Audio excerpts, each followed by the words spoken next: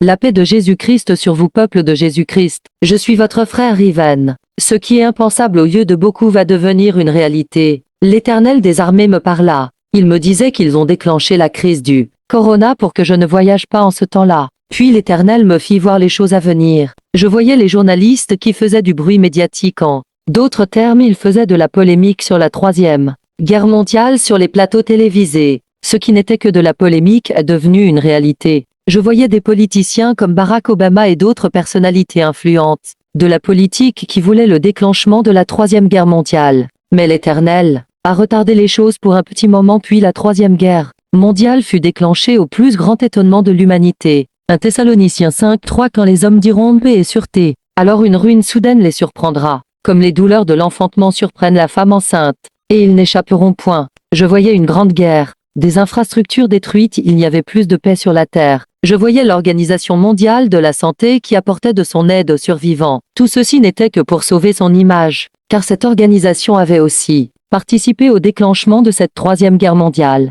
Je voyais les casques bleus de l'Organisation des Nations Unies qui étaient dans le champ de guerre. Je voyais des gens qui étaient kidnappés, en particulier une femme qu'on prit de force et elle criait comme elle pouvait. Je regardais la société, elle était sans vie. Je voyais l'homosexualité avait atteint un autre niveau dans la nouvelle société. Une race apparaîtra. Des démons humanoïdes feront une nouvelle apparition dans la nouvelle société à venir. Je voyais une armée qui me prit pour cible. C'était le temps des persécutions. Ils me menottèrent sans que je ne puisse les résister. En ce temps-là, une armée se formera pour mettre en prison les chrétiens. La paix de Jésus-Christ sur vous. Saint-Esprit, manifeste-toi à nouveau, toi qui as encore donné le pain à Israël. En ce temps-là, je disais, Seigneur, montre-moi mon erreur et je supprimerai tous les livres que j'ai. Je te le promets. Le Saint-Esprit prit mon esprit et me montra la bête qui sera relâchée pour contrôler Facebook.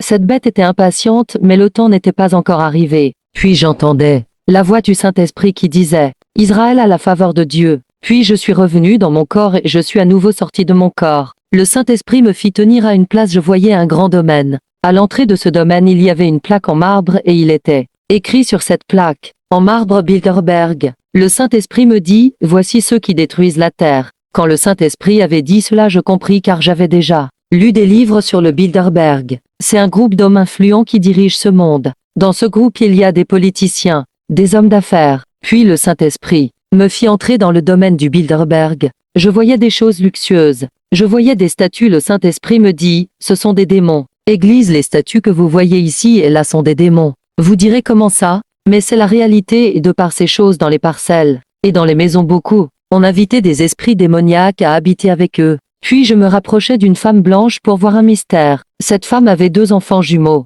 L'un des enfants avait une apparence normale, mais l'autre avait une apparence démoniaque. Je soulevais l'enfant qui avait l'apparence démoniaque. Cet enfant était l'Antichrist qui sortira du Bilderberg. En ce temps-là, le Bilderberg existera-t-il toujours? Le nom du groupe peut changer mais l'organisation, les projets resteront les mêmes. Après toutes ces expériences, je devais à présent honorer ma promesse à l'Éternel, qui était de supprimer tous les livres que j'avais, pour ainsi vivre de sa connaissance.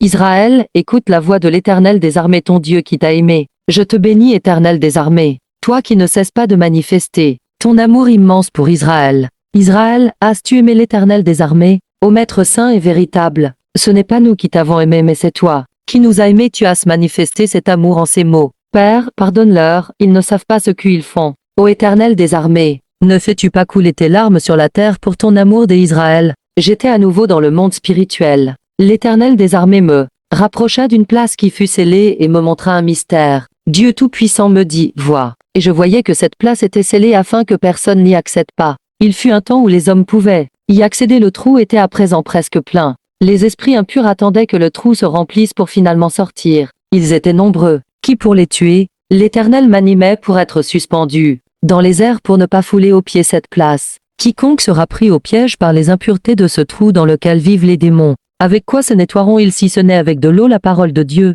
L'Éternel me donna une arme pour tuer ces créatures du monde des ténèbres, qui étaient sur le point de sortir du trou. Tout ceci afin de retarder leur sortie. Le gouffre est presque plein, ils arrivent. Êtes-vous prêts pour les combattre? L'Éternel n'a fait que retarder leur sortie. Apocalypse 9, le 5e ange sonna de la trompette, et je vis une étoile qui était tombée du ciel sur la terre, la clé du puits de l'abîme lui fut donnée, et elle ouvrit le puits de l'abîme, Et il monta du puits une fumée, comme la fumée d'une grande fournaise, et le soleil et l'air furent obscurcis par la fumée du puits, de la fumée sortirent des sauterelles, qui se répandirent sur la terre, et il leur fut donné un pouvoir comme le pouvoir qu'ont les scorpions de la terre. Il leur fut dit de ne point faire de mal à l'herbe de la terre, ni à aucune verdure, ni à aucun arbre, mais seulement aux hommes qui n'avaient pas le sceau de Dieu sur le front. Il leur fut donné, non de les tuer, mais de les tourmenter pendant 5 mois, et le tourment qu'elles causaient était comme le tourment que cause le scorpion. Quand il pique un homme en ces jours-là, les hommes chercheront la mort, et ils ne la trouveront pas, ils désireront mourir, et la mort fuira loin d'eux. Ces sauterelles ressemblaient à des chevaux préparés pour le combat.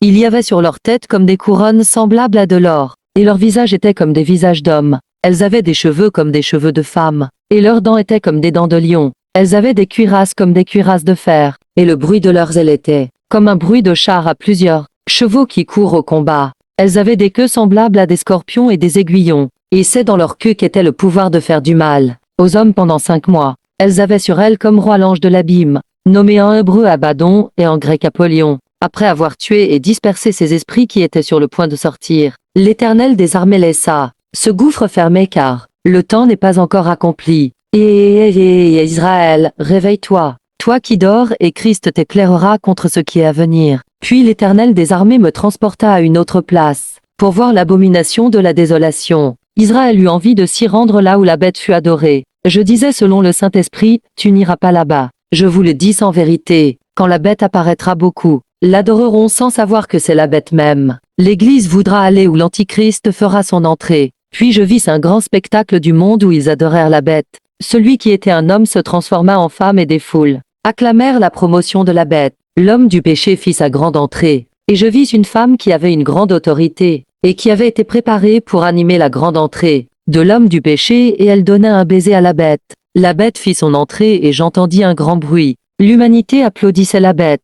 Les lois juridiques avaient subi de grandes modifications, afin que toute loi soit en faveur de la bête. Puis je voyais les journalistes, qui mettaient en avant l'image de la bête, afin que tous acceptent la bête et adorent l'image de l'homme du péché. Moi, Riven, je fus troublé quand je voyais ces choses. Israël, les choses s'accélèrent, l'homme du péché va bientôt faire son entrée. Le monde attend ce moment avec une grande impatience. Et l'Éternel des armées retarde les choses, sinon il aurait déjà apparu. Thessaloniciens chapitre 2. En ce temps à venir, l'Éternel me montra le destructeur qui détruit l'éducation des enfants. Les enfants seront plus loin de l'Éternel comme jamais auparavant. Lui qui a dit « Laissez les petits enfants venir à moi ». Je saisissais le destructeur d'éducation et je l'éloignais des enfants. En ce temps-là, Israël, tu diras « Mère, j'ai faim, donne-moi ce que tu vends ». Et la mère dira « Va à la maison. Ta sœur viendra vers moi pour prendre ta nourriture et te l'apportera ». Israël s'en allait avec une tristesse dans le cœur, et attendait selon la parole de sa mère jusqu'à ne plus voir un moindre espoir. J'étais dans l'invisible, je voyais les rois du monde.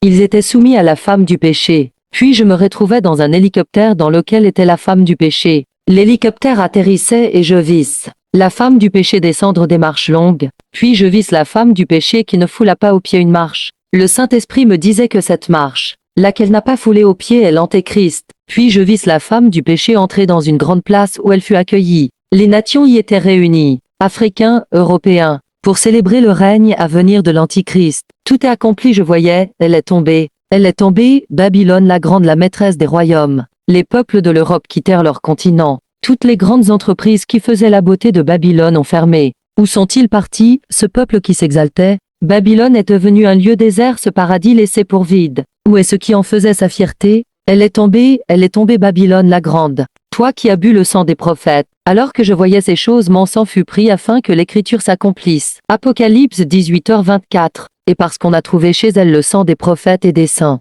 et de tous ceux qui ont été égorgés sur la terre. Et Jésus, amen, cette parole est certaine et véritable. J'étais dans l'invisible, je saisissais le dragon et je l'écrasais la tête. La bête était sans force, elle me regarda avec haine. L'Éternel des armées était pleinement en moi. Le dragon essayait de se libérer de mon pied qui l'écrasait la tête. Ainsi les Écritures se sont encore accomplies, je vous ai donné le pouvoir de marcher sur les serpents et les scorpions, sur toute la puissance de l'ennemi, et rien ne pourra vous nuire. Puis je vis le faux prophète qui était impuissant car j'avais neutralisé par l'Éternel la force du dragon. Israël, écoute ce que disait l'Éternel des armées. La plupart des églises sont des églises franc-maçonniques. En ce temps-là, beaucoup seront séduits par le verbe entendu sur les plateaux télé. Je regardais en esprit un homme qui avait le verbe dans la bouche et Je fus séduit par le discours de cet homme. Le Saint-Esprit me dit, mon serviteur, pourquoi es-tu séduit? Il ouvrit ma vue spirituelle et je vis le diabolique dans le discours de cet homme, et dans le livre qu'il avait écrit, et je pris conscience que nos yeux physiques et nos oreilles ne nous servent à rien.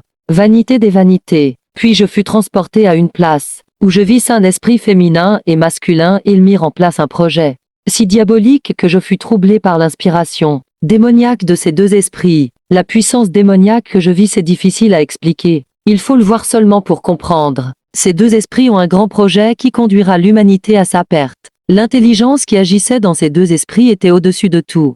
Ce que j'avais vu du monde des ténèbres, ceux qui n'ont pas le Saint-Esprit, seront victimes de ce projet. C'est le moment de chercher le Saint-Esprit. En ce temps-là, une jeunesse sera préparée pour attirer les élus dans leur filet. Je voyais en esprit des jeunes hommes dans une salle. Il y avait un professeur, qui était un agent du monde des ténèbres, un élève. Se démarquait, il était aimé de ce professeur. Le professeur mis en place un type d'enseignement pour favoriser l'intelligence de cet élève, afin qu'il travaille pour le monde des ténèbres. L'élève avait toutes les faveurs du professeur. Prenez garde et soyez sages comme des serpents, car tout autour de vous n'est que piège de la mort. Je vous écris dans la maladie car je puis tout part. Celui qui me fortifie, le Saint-Esprit. Je te rends grâce, Père éternel, car tu as voulu que j'écrive à Israël dans la faiblesse. À Éternel des armées, j'en ris. Je te rends grâce pour cela afin que la force d'Israël se manifeste dans mes faiblesses. Je te rends grâce, Père de gloire, toi qui m'as donné ton Saint-Esprit, afin qu'Israël entende ta voix, oui. Père, je te glorifie et je te glorifierai encore. Père éternel,